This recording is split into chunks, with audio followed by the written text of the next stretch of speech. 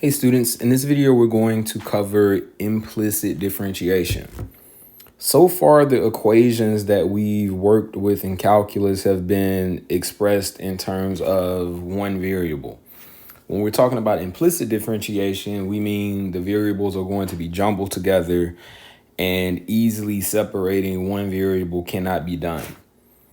If we look at this equation that I am underlining, so this equation, you can't easily solve for y solely in terms of x. So this is what we call an implicitly defined function. So when we do implicit differentiation, one variable can still be the independent variable and another can be the dependent variable. In this example, if we substitute in 1 for x, then we would get 3y cubed plus y to the fourth equals y. And this is an equation that we can solve easily for y to find a y coordinate that matches up with x equals 1. When we're doing the derivative of an implicitly defined equation, we're going to use the chain rule to take the derivative of the dependent variable. Since y is going to be our dependent variable, we're going to add on a dy over dx term whenever we take its derivative. Now, we know this from when we do anything like y equals, we'll say like x squared plus 3. Then the derivative is dy over dx would equal 2x. So we already know the derivative of a single y term is dy over dx. Now we're going to use that whenever we take the derivative of any term that has a y when we're doing implicit differentiation. So the process for taking a derivative is no different. It's just that when we get to a y term, its derivative is going to be whatever the derivative would be using our shortcut rules, and we add on a dy over dx. So when we look at this example where we have 5y, we want the derivative of 5y cubed equals 4x to the fifth. So we're taking the derivative with respect to x. So the derivative of 5y cubed, that's going to be 15y squared.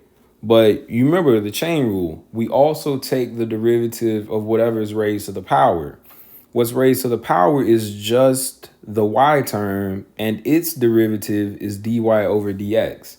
So we would have 15y squared times the derivative of y, which is dy over dx.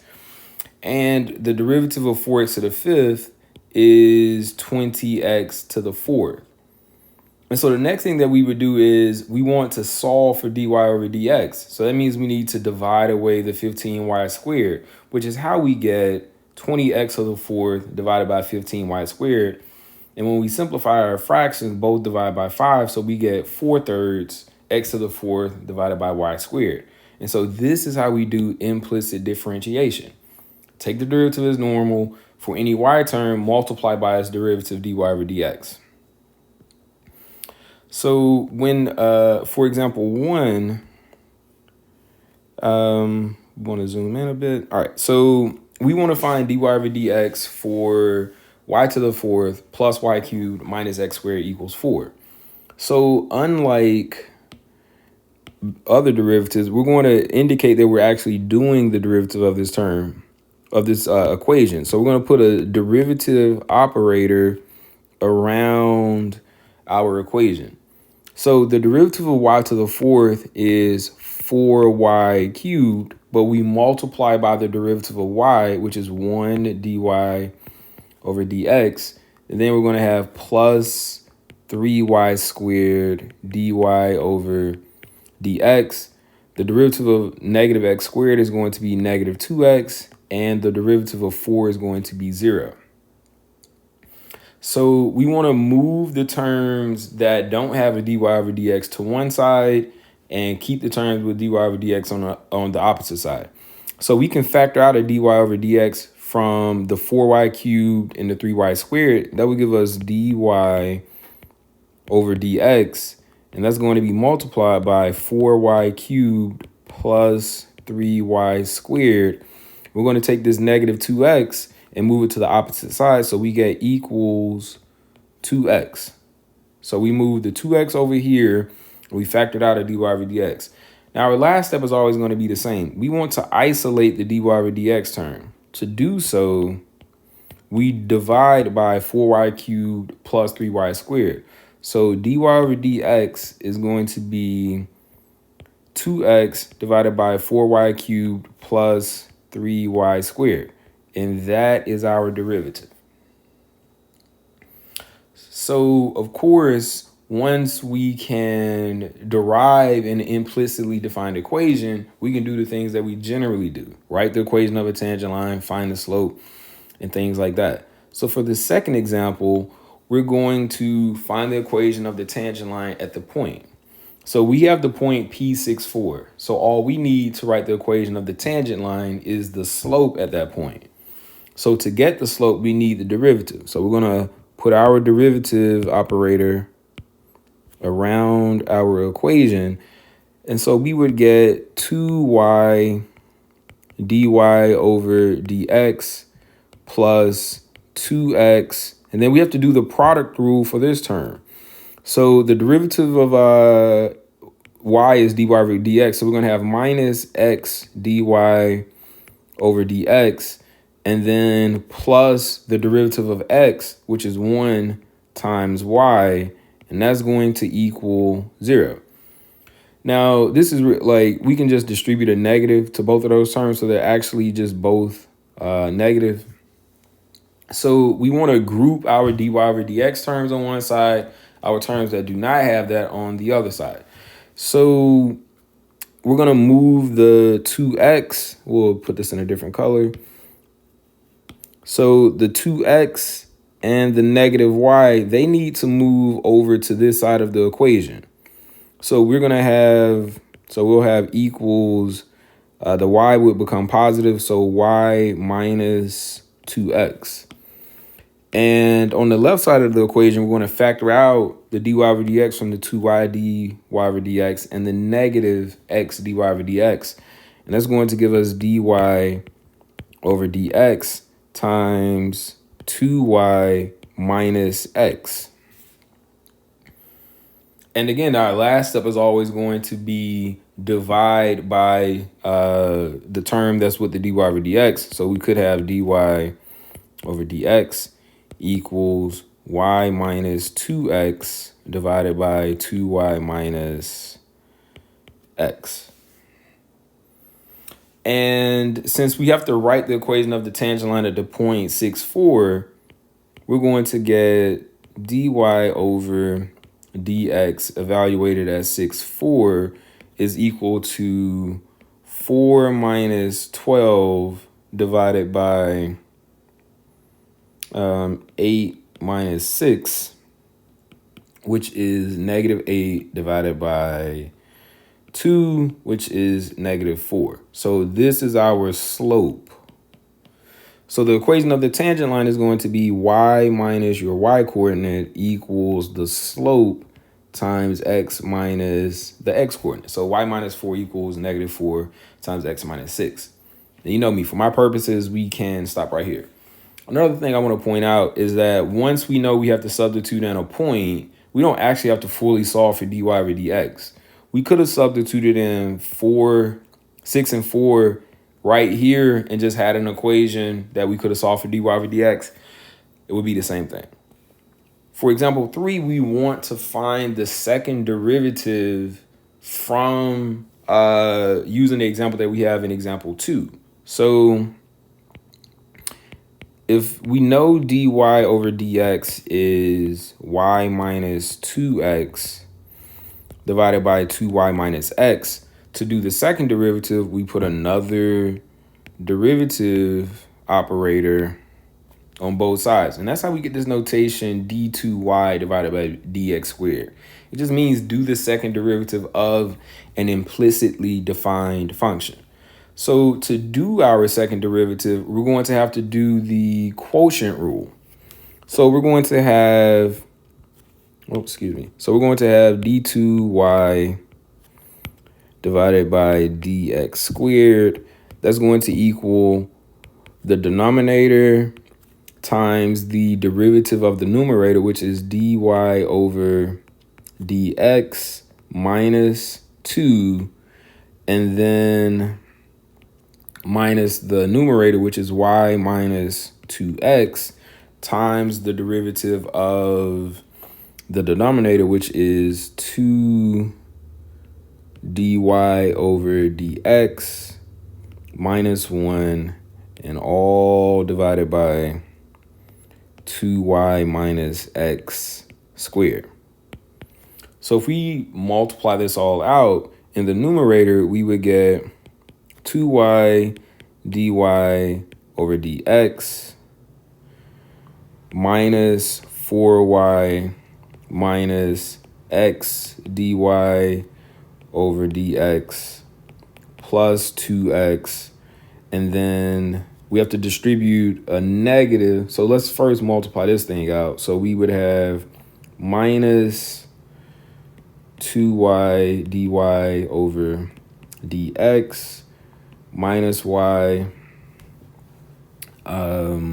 minus 4x dy over dx, and negative 2x times negative 1 is going to be plus 2x. And all of this is divided by 2y minus x squared. So if we examine this for a moment and collect some terms and maybe cancel some things out, then the 2y dy over dx term and the negative 2y over dy dx term, they're going to cancel because we can distribute a negative. And then when we have a plus y right here, so let's just change the signs of all of our terms. So we're going to have a negative, a positive, and a negative. So negative 4y plus y is going to give us a negative 3y. And then we have 4x dy over dx minus x dy over dx is going to be plus 3x dy over dx. And 2x minus 2x is going to cancel. So this term and that term are going to cancel out. So in our numerator, we just have negative 3y plus 3x dy over dx divided by 2y minus x squared.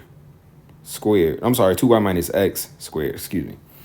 So originally we had dy over dx to be, oh, hold on a moment. What happened? Excuse me, where are we? So originally we had dy over dx to be y minus 2x divided by 2y minus x. And so that's the replacement that we're going to do. Oh, I lost my terms. So we had negative 3y plus 3x dy over dx divided by 2y minus x squared. So we're going to replace dy over dx with that term right here. So our second derivative is negative 3y plus 3x times y minus 2x divided by 2y minus x. And all of that is divided by 2y minus x squared.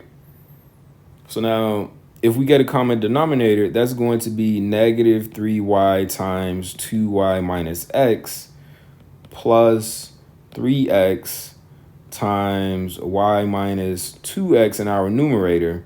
And then remember that trick that we do. The denominator is just, so this denominator here, the 2y minus x, is just going to drop down and give us 2y minus x cubed.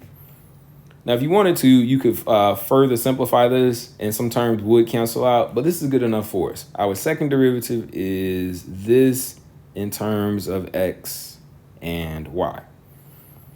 So if you think you have the hang of this, pause the video and see if you can calculate the slope at each one of these points for each function. Pause it and come back and see, unpause it, come back and see your answer. So for number 4, we have the ln of x plus y squared equals 2x, and we want to find the slope at the point 0, 1. All right, so we know the derivative of the logarithm is the derivative of the input divided by the input. So we're going to have 1 plus 2y dy over dx divided by x plus y squared equals 2.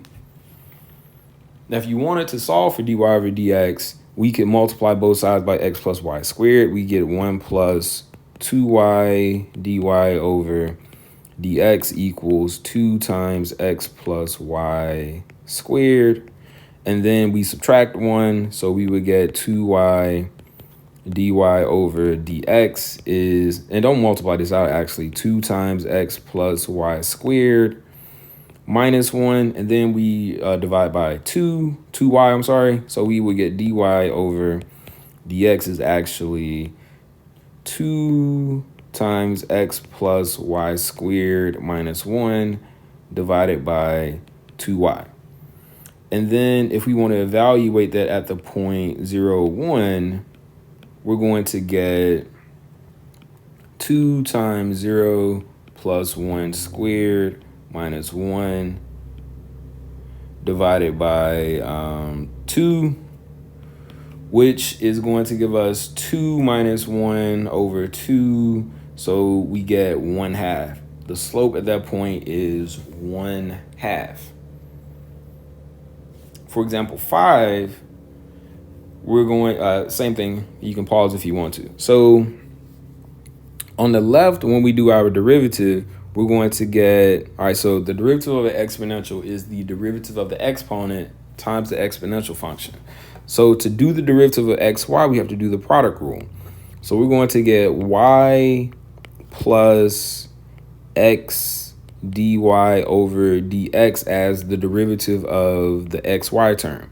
So that's going to be multiplied by e to the xy, and that's going to equal, then we have to do the product rule on the right side. So we're going to have e to the x times the derivative of e to the y, which is e to the y dy over dx, and plus e to the y times the derivative of e to the x, which is just e to the x. So if we multiply stuff out to collect our dy over dx terms, we're going to get so y e to the xy plus x e to the xy dy over dx equals e to the x e to the y dy over dx plus e to the y e to the x. So we want to put our dy over dx terms on one side, the others on the other side. So we would get x e to the x y dy over dx. We need to move this term, so that's going to give us minus e to the x e to the y dy over dx, and that's going to equal e to the y e to the x and minus y e to the xy. So at this point, I wouldn't keep simplifying. We have our dy over dx terms on one side. We have our terms that do not have that on the other side. So let's say we substitute in the point 2, 2 now.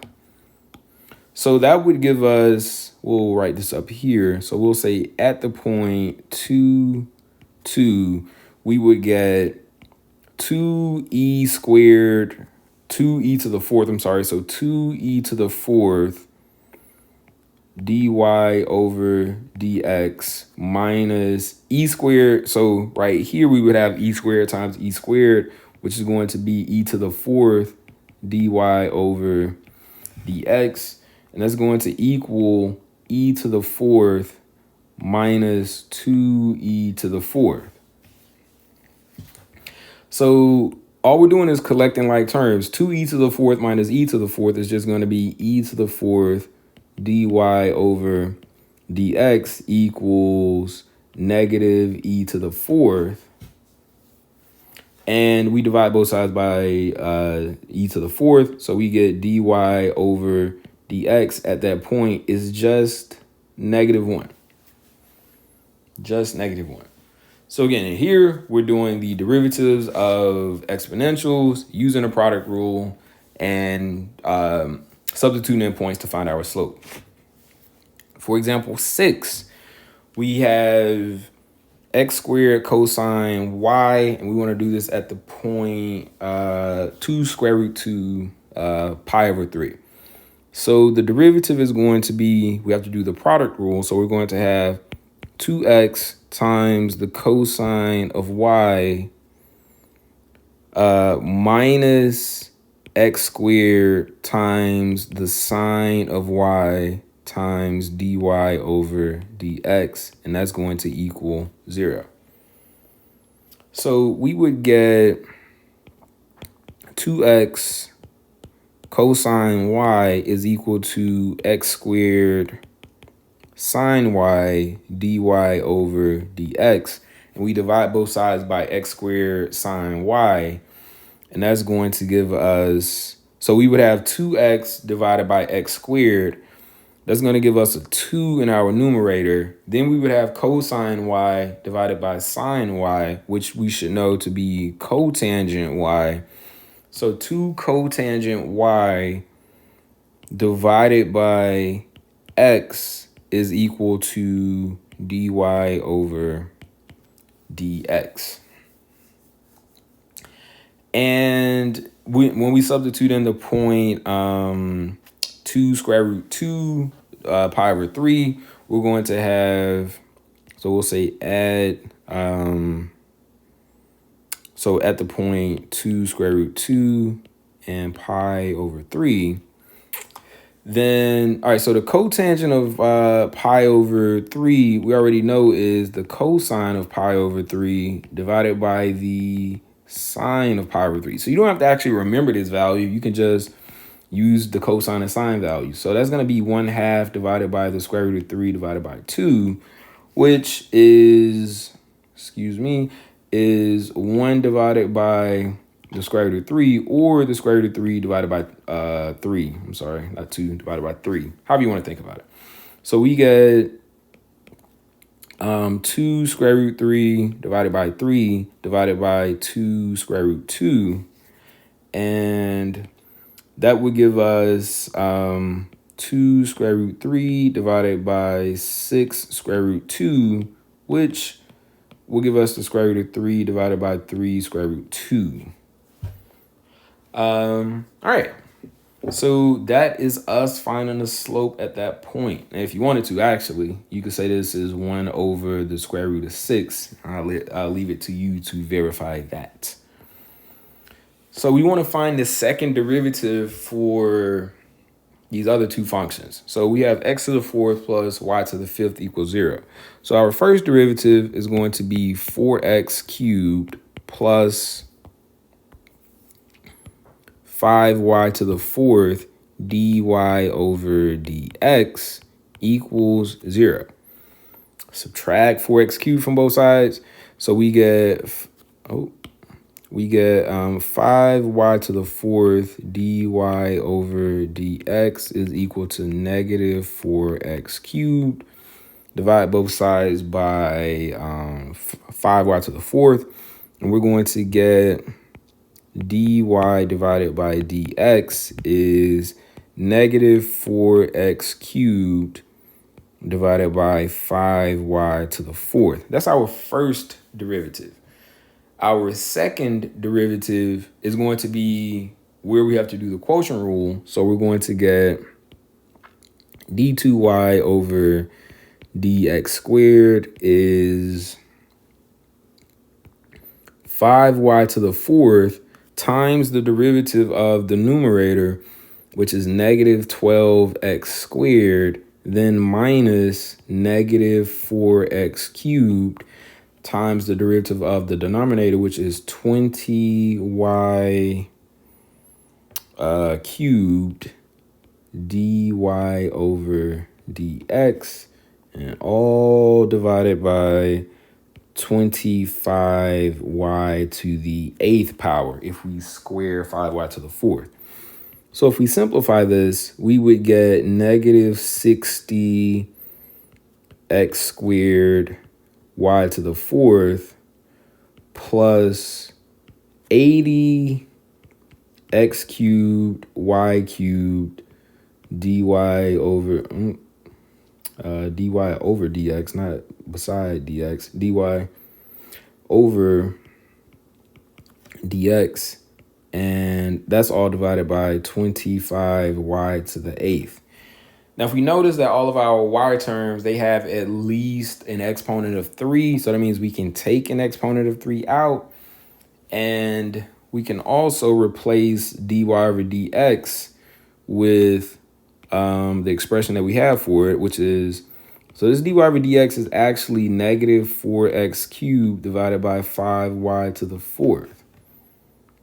So if we rewrite that, we get negative 60x squared y to the 4th plus, so 4/5 of 80, that's going to be 320 divided by 5, which is 64. So minus 64, excuse me. So minus 64, and then we're going to have x to the 6th over y, because the y cubed divided by y to the 4th is going to give you 1y in your denominator. So then divided by 25y to the 8th.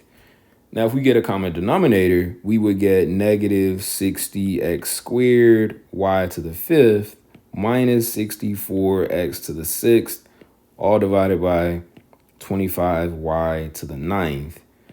And if we, that's as far as we want to go. So let's leave it at that. So we get our second derivative to be that. For our last example, example 8, we have e to the negative y minus x equals 2y. First derivative would be negative e to the negative y dy over dx minus 1 equals 2 dy over dx. And so when we collect our terms, we would have negative 1 equals e to the negative y plus 2. And from those terms, we can factor out a dy over dx. So we would add that e term, then factor out a dy over dx. And so negative 1 divided by e to the negative y plus 2 is equal to dy over dx. Now, if you want to, you can think of this as negative e to the negative y plus 2 to the negative 1 power equals dy over dx. And so when we get our second derivative, which we'll do up here, we would get d2y over dx squared. So now we can use the chain rule instead of having to like maybe do the quotient rule. So we would have a positive e to the negative y plus 2 to the negative 2 power times the derivative of the inside, which is negative e to the negative y dy over dx. And so that's going to give us negative e to the negative y dy over dx divided by e to the negative y plus 2 squared. And we, again, know that dy over dx is actually this term. So we would get negative e to the negative y times negative 1 divided by e to the negative y plus 2. And all of that is divided by e to the negative y plus 2 squared. And if we do the same trick of getting a common denominator, actually we don't need to, because it's all multiplied. That's going to give us e to the negative y divided by e to the negative y plus 2 cubed. And so that is our second derivative. Actually a lot simpler than that one with the polynomial. All right, so that is going to conclude our video for implicit differentiation. So remember, the only thing that we're doing differently is anytime we take the derivative of a y term, we multiply by its derivative dy over dx because of the chain rule. All right, see you all in class.